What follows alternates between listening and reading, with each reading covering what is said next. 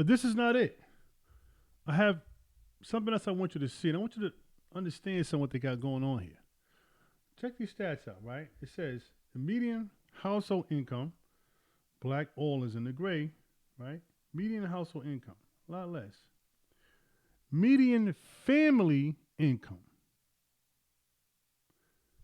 Why is that? What's the difference? Well, a lot of households don't have a family, don't have the uh,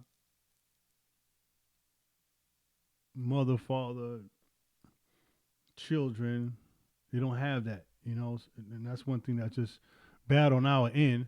But but if you look at this right here, it says single woman led family income only $35,000. Then when you go with married couple, it jumps up a little under $50,000. A little under 50 grand by being married, having a stable man in the house. Like I said, I don't go worst case scenario. I don't want to hear case worst case scenarios. I don't want to hear that. If people say, "Oh well, black men they get money and they marry out," 83% of black men earning 100K annually marry black women. 83%.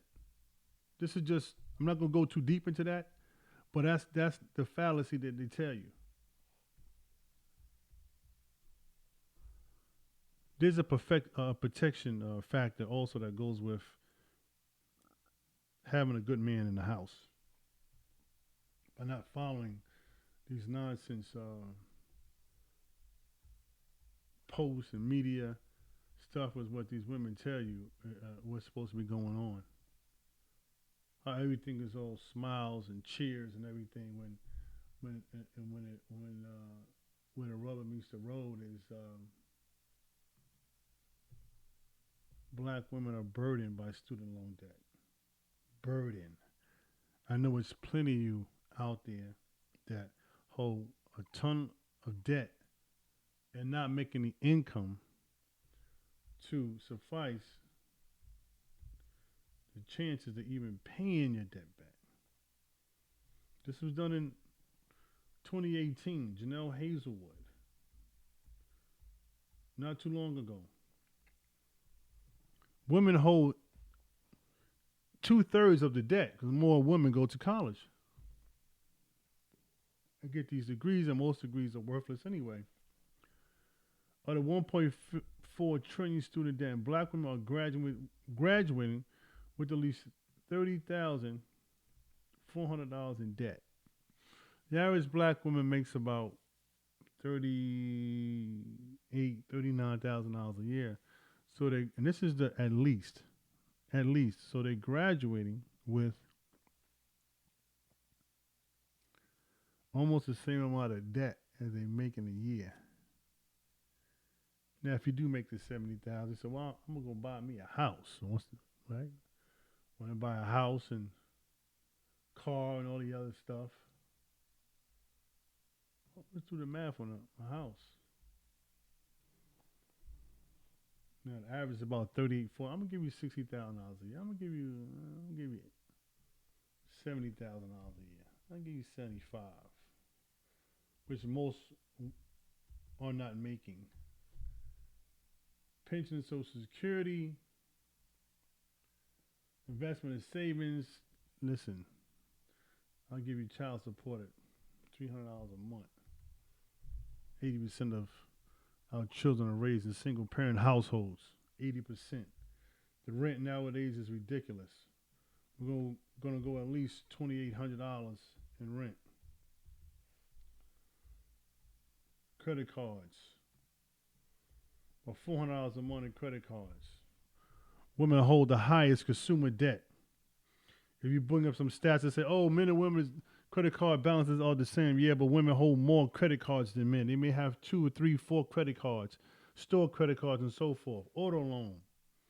Got to buy yourself a car, right? We're going to put loan and insurance together at about 7. I'm going to give you $650 a month. Other loans and liabilities. What about child care? Child care is very expensive.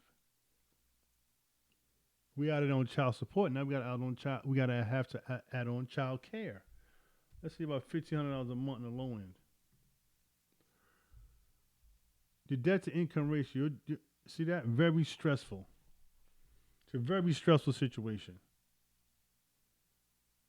It's a very stressful situation. But though, somebody tell you everything is just fine. Right? Everybody's cheering. Everybody's happy. Somebody got into office and said they'll cancel the student loan debt, knowing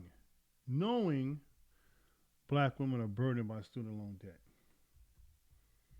Reneged on the call to get rid of the student loan debt.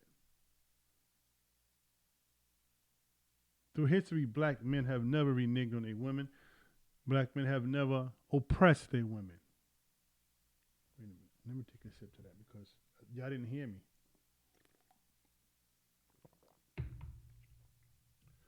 I said black men have never oppressed their women. Not once. At a time when we were the most successful, the time we were working together. These are things that are written. We didn't put insulting things. They look good, but not worth $5. But this is the thing. This is what's so